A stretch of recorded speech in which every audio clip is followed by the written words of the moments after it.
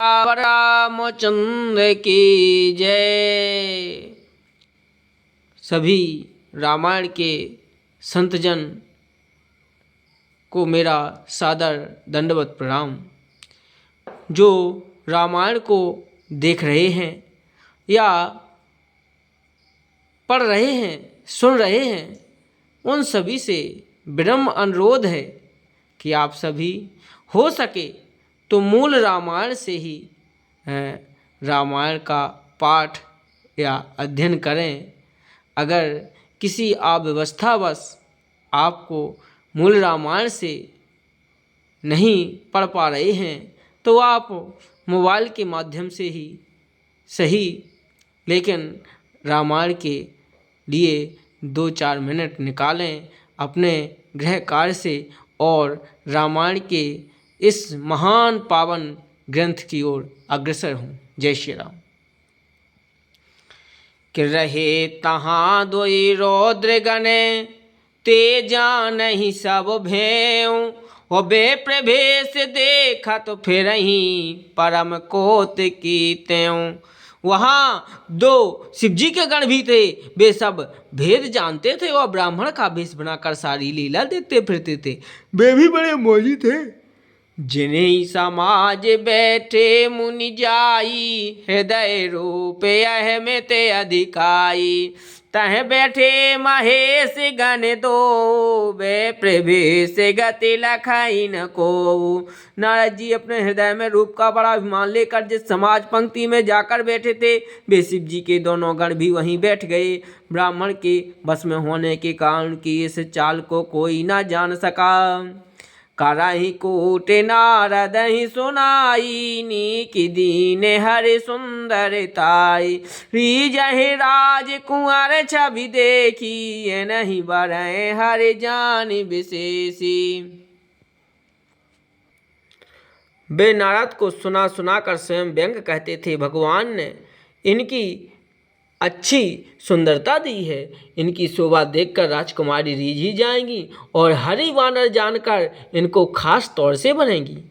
कि मुनहि मोहे मन हाथ पड़ाए, हंसे समुगन अतिशय छुपाए। यद्यपि सुनहि मुनि अटि पटि बानी, समझि न पारई बोधि भ्रमसानी। नारद मुनि को मोह हो रहा था क्योंकि उनका मन दूसरे ही हाथ माया के बस में था।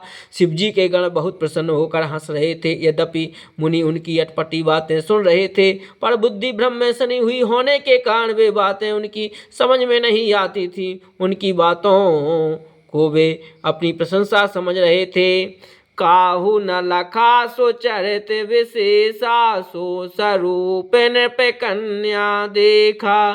मरकट वदन भयंकर देही, देखत हृदय क्रोध भाते। इस प्रकार चरित को और किसी ने नहीं जाना, केवल राजकन्या ने नारद जी का वह रूप देखा। उनका बंदर का सा मुख और भयंकर शरीर देखते ही कन्या के हृदय में क्रोध उत्पन्न हो गया।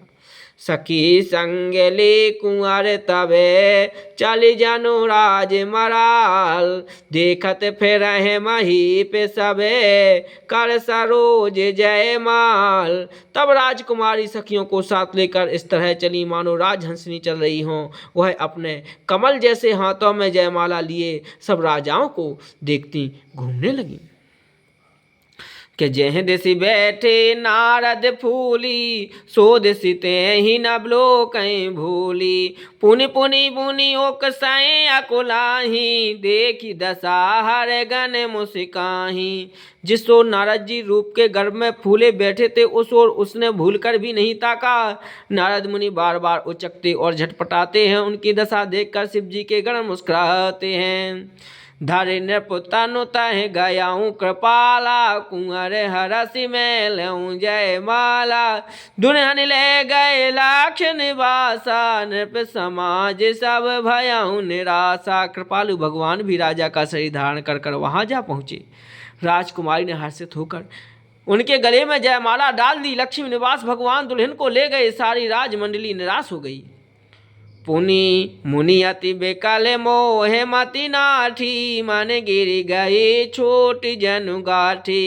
तब हर गण बोले मुस्काई, निज मुख मुखर मुखर बिलो कहूँ जाए। मोह के कारण मुनि की बुद्धि नष्ट हो गई थी, इससे वह राजकुमारी को गई देख बहुत ही विकल हो गए, मानो गांठ से छूटकर मणि गिर गई हो। तब शिवजी के गणों ने मुस्कुरा कर कहा, जाकर दर्पण में अपना मुँह दे तो देखिए। हंस कहे को भागे भय भारी, बदन दीखे मुनि बारी निहारी। वेश बिलो की क्रोध अति बाड़ा, तिनहि सराप दीन अति गाढ़ा। ऐसा कहकर वे दोनों बहुत भयभीत होकर भागे। मुनि ने जल में झांक कर अपना मुंह देखा, अपना रूप देखकर उनका क्रोध बहुत बढ़ गया। उन्होंने शिवजी के उन गणों को अत्यंत कठोर श्राप दिया। हो उन साचर जाओ तुम कपटी पापी दो, हंस्यौ हमई सो लेहु फले, बहोरे हंस्यौ मुनि को। तुम दोनों कपटी और पापी जाकर राक्षस हो जाओ, तुमने हमारी हंसी की, उसका फल चखो। अब फिर किसी मुनि की हंसी करना। सियावर रामचंद्र की जय।